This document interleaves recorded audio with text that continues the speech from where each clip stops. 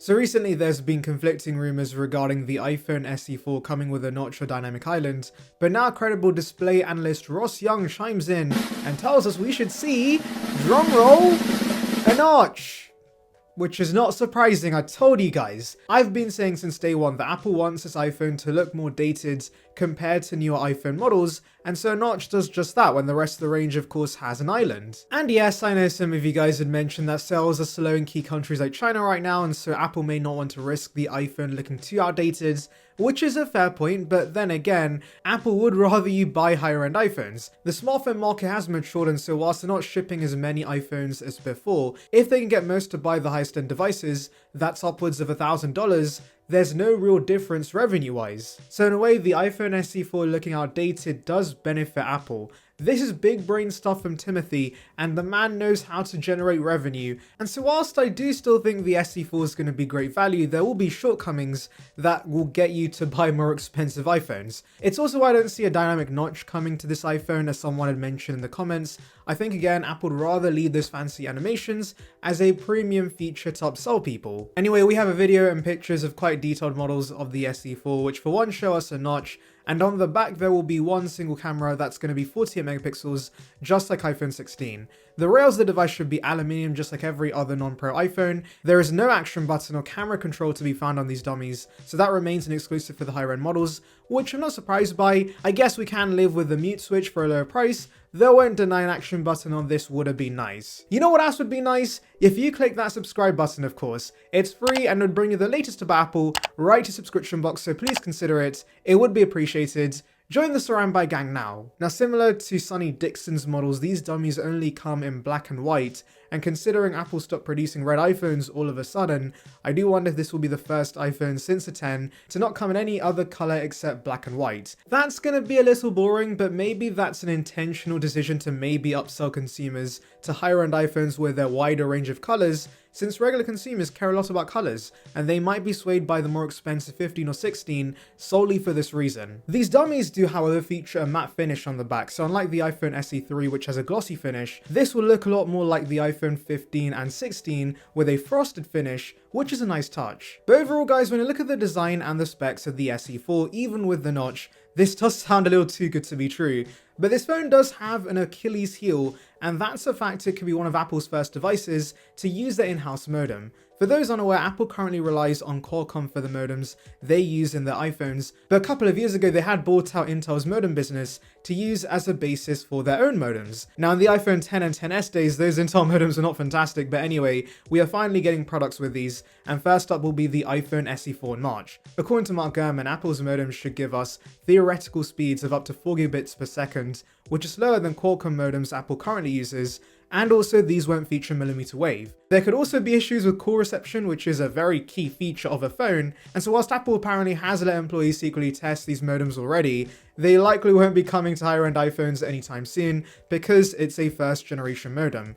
But these disadvantages aren't as big of an issue when it comes to a lower end device, so using the SE as a guinea pig isn't a bad idea. Now it's not all doom and gloom, because there will be some advantages when it comes to Apple's in-house modems, such as lower power consumption, improved cellular network scanning, and satellite connectivity enhancements. These will be produced by TSMC, and Apple plans these modems to replace Qualcomm's technology in iPhones by 2027. So we are still a while away before these modems become the de facto standards. But yes, hopefully there aren't too many issues with these first gen modems. I'm sure speeds are going to be slower, but that works in Apple's favor once again, since that will push consumers to buy higher end iPhones. But hopefully the speeds aren't too bad. Anyway, let's now recap everything we know about the iPhone SE, and guess what? Gurman does exactly that in a new report. So for one, he says this will be similar to the iPhone 14, which is not really a surprise at this point, or the dummies point to this, but Gurman also chiming in and corroborating on this is great news. This alone means we're getting Face ID instead of Touch ID, and of course a 6.1-inch OLED display, which would be a massive upgrade over the 4.7-inch LCD we have right now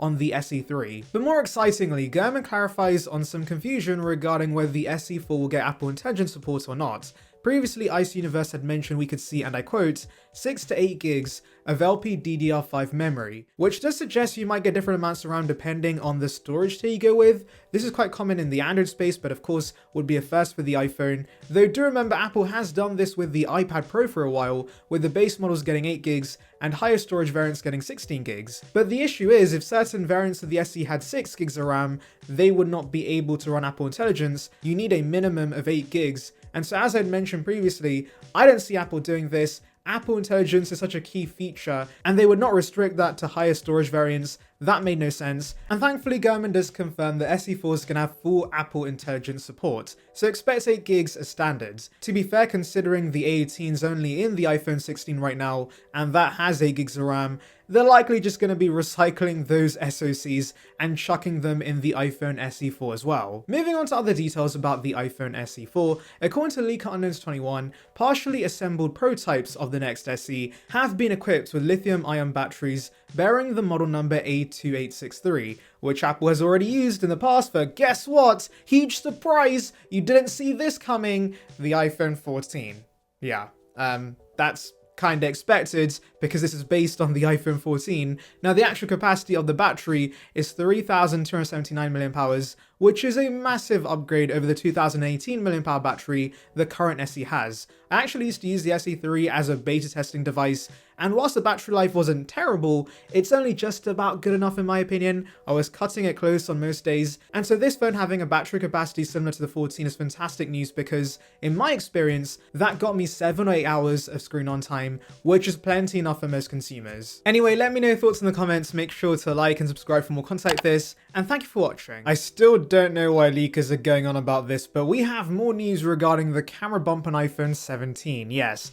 That's what people are fighting over nowadays because every leak will get new conflicting rumours that go against what others have said before. So for those unaware, initially we were expecting a new horizontal layout similar to the Pixel, which would make this iPhone stand out compared to every other iPhone since the 11 Pro, which has had the same stove camera layout. However, there is a reason Apple stuck to this familiar design, and it's not because they're lazy, it's because the lenses are at equal distance from each other, which allows for seamless switching between the lenses, but also the positioning of the camera now helps the iPhone record spatial video for the Vision Pro, and so moving these lenses could break these key aspects of the camera experience, hence why other leakers have been suggesting the stove design is going to remain, and Apple instead is going to incorporate a part aluminium, part glass back cover. And that's what we see in this new leak that's an alleged CAD render of the 17 Pro, though I'm going to be honest with you guys, it's very easy to fake these kind of rumors, so please take it with a massive grain of salt.